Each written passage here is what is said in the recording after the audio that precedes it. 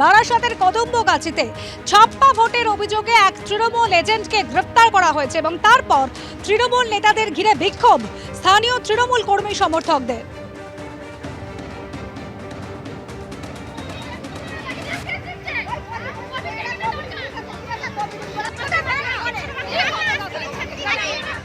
ঘটনাস্থলে এসে পৌঁছেছে দত্তপুকুর থানার বিশাল পুলিশ বাহিনী।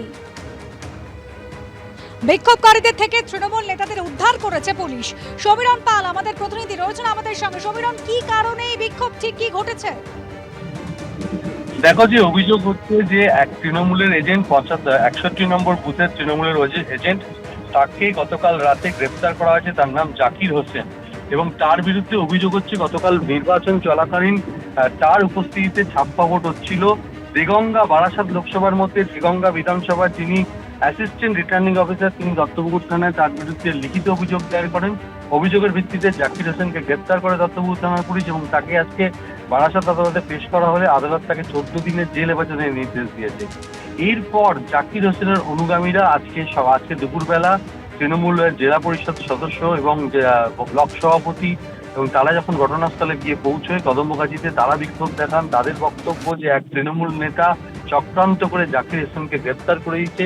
এই কারণে তারা বিক্ষোভ দেখাতে থাকেন জেলা পরিষদের সদস্য এবং ব্লক সভাপতির সামনে।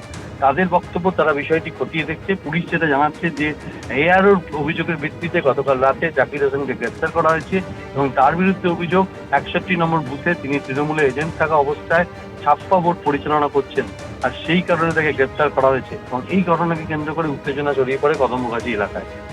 ধন্যবাদ সমীরণ। শালবনীতে হচ্ছে না সৌরভ গঙ্গোপাধ্যায়ের ইস্পাত কারখানা। সৌরভ গঙ্গোপাধ্যায়ের এই ইস্পাত কারখানা হবে গড়বেতাতে। মুখ্যমন্ত্রী মমতা বন্দ্যোপাধ্যায়ের সঙ্গে এই বিষয়ে কথাও হয়েছে প্রাক্তন ভারত অধিনায়কের।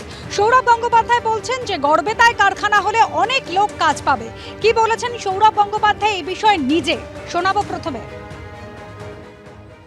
শালবনীতে যে স্টিল কারখানা করছে সেই নিয়ে কিছু বলবে? It's on the way. It's obviously it's a Bengal Business Council. Yes. So when I met Mamta Didi and said that I want to do a steel plant, she said, "You want steel plant? What will you do with steel plant?" I said, "No, I want to do." She did not know that we had two already in Asansol and in Patna. So then I showed her all the pictures and everything. That's what we do for last 10-12 years. So we are starting one in Gorbeta in Medipur. Fingers crossed, it'll take another 3-4 months and hopefully we'll be able to do a good job. কিন্তু কি কারণে সৌরভ গঙ্গোপাধ্যায়ের এই ইস্পাত কারখানা স্থান পরিবর্তন? সৌমিত্র রায় আমাদের প্রতিনিধি রয়েছেন আমাদের সঙ্গে টেলিফোন লাইনে। সৌমিত্র, শালবনী থেকে কারখানা কি কারণে যাচ্ছে গড়বেতায়? দেখো অনুসুয়া, তোমার মনে থাকবে সৌরভ গঙ্গোপাধ্যায় মুখ্যমন্ত্রী মমতা বন্দ্যোপাধ্যায়ের সঙ্গে স্পেন সফরে গিয়েছিলেন। সেই স্পেন সফরে গিয়ে স্পেন থেকে ঘোষণা করেছিলেন যে তার শালবনীতে ইস্পাত কারখানা হবে। তারপর রাজনৈতিক মহলে বিস্তর চর্চা হয়েছিল, বিস্তর সমালোচনার ঝড় বইছিল যে কেন সৌরভ গঙ্গোপাধ্যায় স্পেন থেকেই ঘোষণা করলেন যে কারখানা হবে, তিনি তো বাংলা থেকেও করতে পারতেন। তারপর জল অনেক দূর গড়িয়েছে। জল গড়ানোর পর যেটা সৌরভের ঘনিষ্ঠ মহল সূত্র যেটা দাবি করছে সেটা হচ্ছে যে শালবনীতে জমি সংক্রান্ত একটি সমস্যা তৈরি হয়েছিল।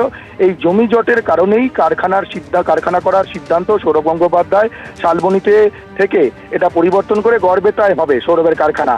যেটা সৌরভের ঘনিষ্ঠ মহল যেটা দাবি করছে যে শালবনীতে যে জমিতে কারখানা হওয়ার কথা ছিল, সেই যখন সৌরভ গঙ্গোপাধ্যায় শালবনীতে যান, গিয়ে জমি জরিপ করতে যান বা জমি সংক্রান্ত বিষয় নিয়ে আলোচনা করতে যান, সেখানে একটা জমি নিয়ে জটিলতা তৈরি হয়। সেই জমিটা সৌরভ গঙ্গোপাধ্যায় পাচ্ছিলেন না।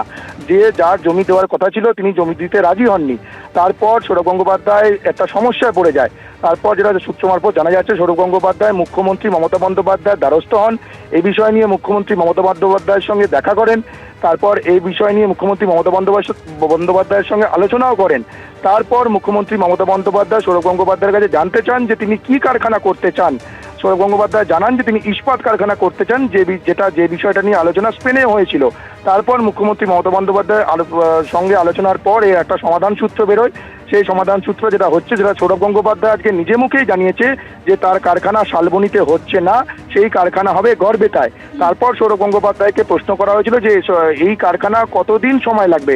তার সেই প্রশ্নের উত্তরে সৌরভ গঙ্গোপাধ্যায় জানান যে আগামী 3 থেকে 4 মাসের মধ্যে এই কারখানার একটা রূপ পাওয়া যাবে এবং এই কারখানায় প্রচুর কর্মসংস্থান হবে।